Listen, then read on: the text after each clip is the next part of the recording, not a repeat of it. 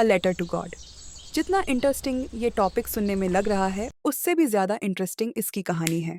A letter to God प्रसिद्ध Mexican लेखक Gregorio Lopez Y फुएंतेस द्वारा लिखी गई एक भावनात्मक कहानी है। यह कहानी फ्रांस के एक गांव की है, जहां पहाड़ी पर बने छोटे से घर में लेंचो अपने छोटे से परिवार के साथ रहता है।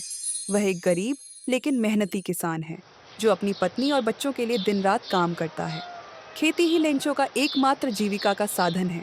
उसकी पूरी आय और परिवार की ज़रूरतें फसल पर निर्भर करती हैं। कहानी की शुरुआत में लेंचो आसमान की ओर देख रहा होता है और बारिश की उम्मीद कर रहा होता है।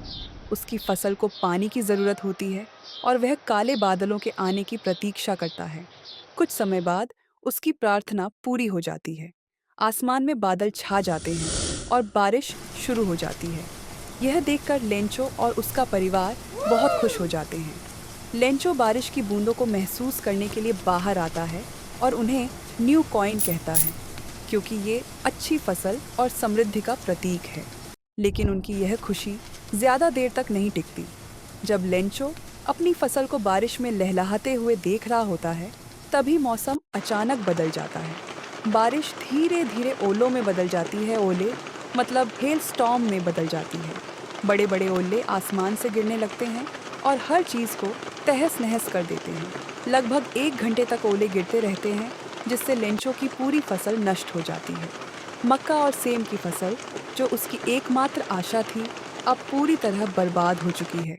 लेंचो और उसका परिवार हताश और निराश हो जाते हैं। अब उनके पास न तो खाने के लिए कुछ बचा है, न ही कोई कमाई का साधन। हालांकि इस कठिन समय में भी लेंचो भगवान पर विश्वास नहीं खोता। लेंचो को पूरा यकीन होता है कि भगवान उसकी मदद जरूर करेंगे।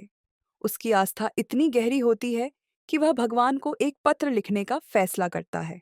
वह अपने पत्र में अपनी दुखद स्थिति का वर्णन करता है और 100 पैसों की मांग करता है, ताकि वह अपने परिवार को खिला सके और फिर से फसल उगा सके। लेंचो को पूरी उम्मीद होती है कि भगवान उसकी प्रार्थना सुनेंगे और उसे धन भेजेंगे। पत्र को पूरा करने के बाद वह उसे एक लिफाफे में डालकर ए लेटर टू गॉड लिखता है। अगले दिन वह पोस्ट ऑफिस जाता है और पत्र को लेटर बॉक्स में डाल देता है। उसे पूरा भरोसा होता है कि भगवान उसे जवाब जरूर देंगे। पोस्टमास्टर जब पत्रों को इकट्ठा करता है, तो उसे गॉड को संबोधित किया गया एक अनोखा पत्र मिलता है। वह इसे देखकर हैरान हो जाता है। पहले तो वे इस पत्र को पढ़कर हंसते हैं, लेकिन फिर पोस्टमास्टर को लेंचो की आस्था देखकर गहरी प्रेरणा मिलती है। वह लेंचो को निराश नहीं करना चाहता, इसलिए वह उसकी मदद करने का निश्चय करता है। पोस्टमास्टर अपने सहकर्मियों से चंदा इकट्ठा करता है और जितना संभव हो उतना पैसा जुटाता है। हालांकि वे सिर्फ 70 पैसों ही इकट्ठा कर पाते हैं, जबकि लेंचो ने 100 पैसों मांगे थे। फिर भी पोस्टमास्टर इस राशि को लेटर फ्रॉम गॉड लिखकर भेज देता है। कुछ दिनों बाद लेंचो पोस्ट ऑफिस जाता है, यह देखने के लिए कि भगवान ने उसे जवाब दिया या नहीं। जब उसे अपने नाम से एक लिफाफा मिलता है, तो वह आश्चर्यचकित नहीं होता, क्योंकि उसे पहले से विश्वास था कि भगवान उसकी मदद करेंगे। वह लिफाफा खोलता है और पैसे गिनता है, लेकिन 70 पैसों देखकर वह नाराज हो जाता है।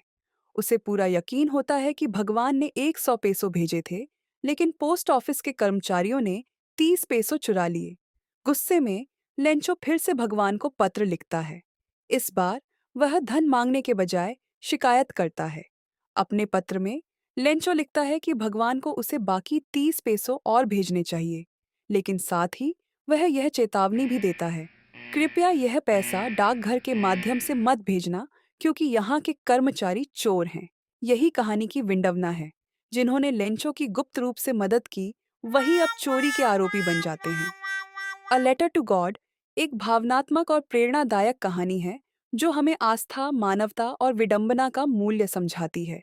यह कहानी हमें सिखाती है कि आस्था कठिन समय में हमें उम्मीद देती है।